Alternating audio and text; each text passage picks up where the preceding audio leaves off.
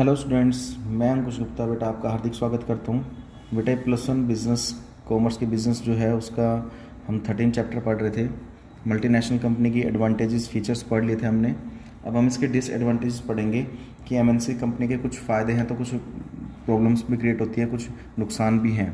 तो सबसे पहला जो आता है हमारे पास वो आता है बेटा danger for domestic industries. Danger for domestic industries. अब डेंजर फॉर डोमेस्टिक इंडस्ट्रीज़ का मतलब क्या हो गया भाई कि यहाँ पर जो भी एमएनसी कंपनी होती है वो एक वर्ल्ड वाइड लेवल के लिए काम करती है, बहुत अलग अलग कंट्रीज़ में काम करती है। तो अब अपनी खुद की कंट्री में वो इतना ध्यान नहीं देती है। उसका मेन फोकस कहाँ रहता है? दूसरे देशों में व्यापार करने का। तो फिर बेटा वो अपने ही देश में वो कम व्यापार करती है, बल्कि अदर कंट्रीज़ में वो ज़्यादा व्यापार करती है। इसलिए खुद के जो डोमेस्टिक इंडस्ट्री है, खुद की कंट्री की जो इंडस्ट्री है, उनके लिए बहुत प्रॉब्लम क्रिएट हो जाती है, क्योंकि वो एक्सपोर्ट इंपोर्ट अदर कंट्री से करती है, खुद की कंट्री के अंदर नहीं करती। सेकंड क्या आता है बेटा? Repatriation of profit.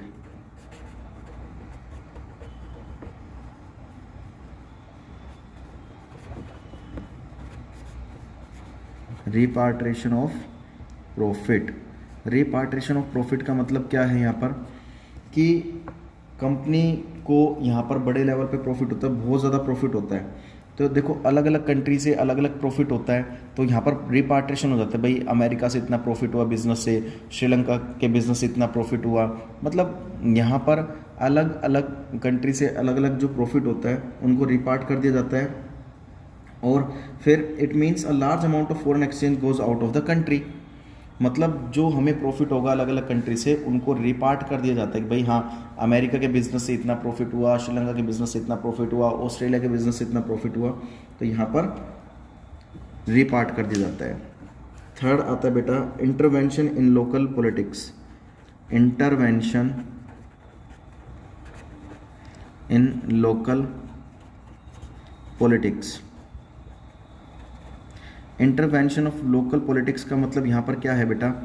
देखो कोई भी किसी एक देश के जो भी बिज़नेस होता है, जो भी इंडस्ट्री होती है, वो अगर किसी दूसरी कंट्री में अगर डील करती है, बिज़नेस करती है, तो उसे पता है कुछ जो हमारे कंट्री की जो पॉलिटिक्स हैं, जो नेता हैं, जो गवर्नमेंट है, उनसे परमिशन लेनी होती है। क्योंकि दूसरी कंट्री में अगर हम बिज़नेस करते हैं तो या डील करते हैं अदर कंट्रीज से, तो बेटा हमें परमिशन लेनी होती है गवर्नमेंट की, लाइसेंस लेना होता है, तभी तो एक्सपोर्ट इंपोर्ट कर सकते हैं। बिना गवर्नमेंट के, बिना पॉलिटिकल के, बिना पॉलिटिक्स के, बिना नेता के, बिना गवर्नमेंट के, हम परमिशन के हम कोई भी एक्सपोर्ट इंपोर्ट अलग कंट्री में नहीं कर सकते हैं। यहाँ पर नेक्स्ट जो फोर्थ आता है वो आता है no benefit to poor people. No benefit to poor people.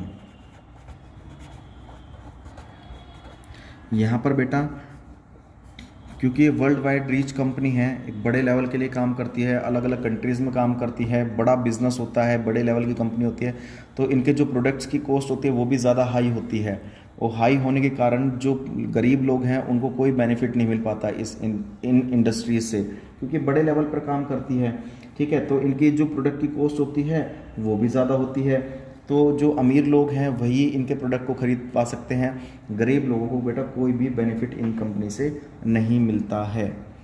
तो ये था बेटा आपके सामने डिसएडवांटेजेस। नेक्स्ट जो टॉपिक आता है वो आता है जॉइंट वेंचर। जॉइंट वेंचर क्या होता है? जब भी कोई दो बिजनेस आपस में, जब भी जैसे मान लीजिए कोई दो बिजनेस, ये बिजनेस एक है, ये बिजनेस, ये ए नाम का बिजनेस है, ये बी नाम का बिजनेस है, दोनों मिलकर कोई एक इनका कॉमन ऑब्जेक्ट से बिजनेस को स्टार्ट करते हैं। दोनों का ऑब्जेक्ट सेम होता है। जब दोनों बिजनेस आपस में मिलकर किसी एक वर्क को, एक टास्क को पूरा करने के उद्देश्य से उसको बिजनेस को चलाते हैं, तो बेटा वो जॉइंट वेंचर होता है।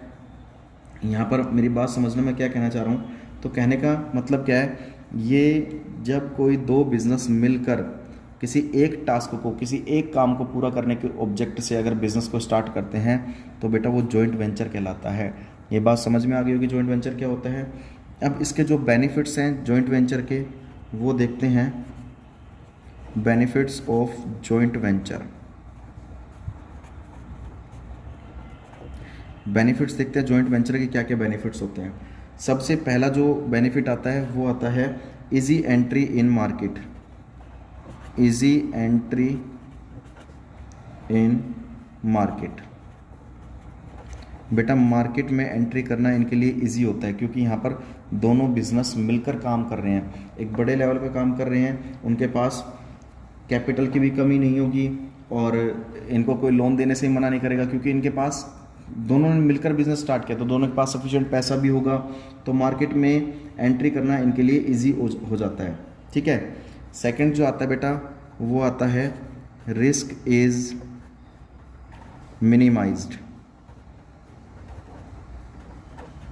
देखिए यहाँ पर इनके लिए जो रिस्क होता है वो भी कम हो जाता है। क्यों?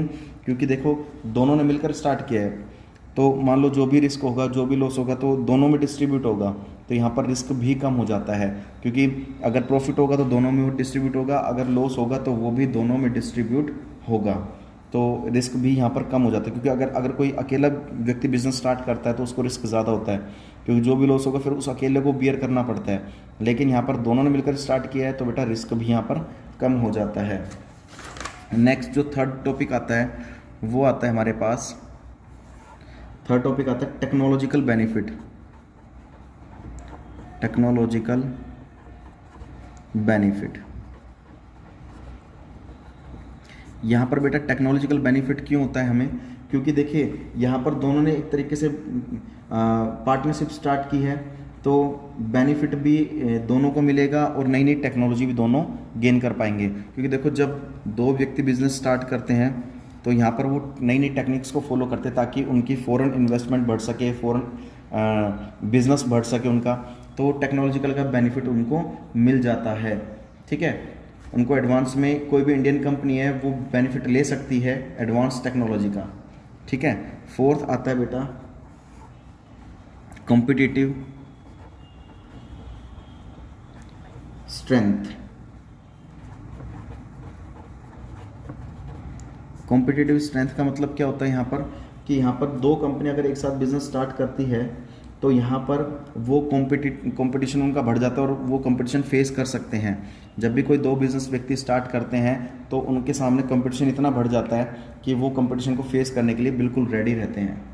तो यहाँ पर ये बेटा समझ में आ गई होगी आपको ये बातें। एंड लास्ट आता है बेटा, लास्ट टॉपिक आता है public private partnership. Public private partnership,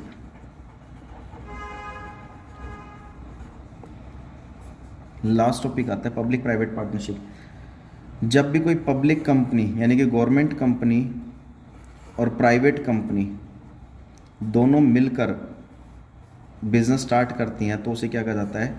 public private partnership. जब भी कोई गवर्नमेंट कंपनी और प्राइवेट कंपनी दोनों मिलकर अगर कोई पार्टनरशिप स्टार्ट करती है फॉर द कॉमन ऑब्जेक्ट, उनका ऑब्जेक्ट देखो, जबकि गवर्नमेंट का ऑब्जेक्ट क्या होता है? सोशल वेलफेयर, समाज सेवा करना होता है, और इसका प्राइवेट कंपनी का क्या होता है? प्रॉफिट अर्न करना होता है। तो दोनों बिजनेस स्टार्ट करते हैं तो एक साथ मिलके, तो बेटा वो पब्लिक प्राइवेट पार्टनरशिप कहलाता है। पब्लिक प्राइवेट पार्टनरशिप में इतना ध्यान रखना कि यहाँ पर लोगों की वेलफेयर भी होती रहेगी और जो कंपनी अपना प्रॉफिट भी अर्न करती रहेगी, तो दोनों काम यहाँ पर एक साथ हो जाते हैं। नहीं तो अगर कोई गवर्नमेंट कंपनी अगर चलाती है, कोई पब्लिक कंपनी है, तो उनका सारा काम क्या होगा? वेलफेयर करने का काम होगा, तो लोग प्रॉफिट कमा कर पाएंगे? नहीं कमा पाएंगे।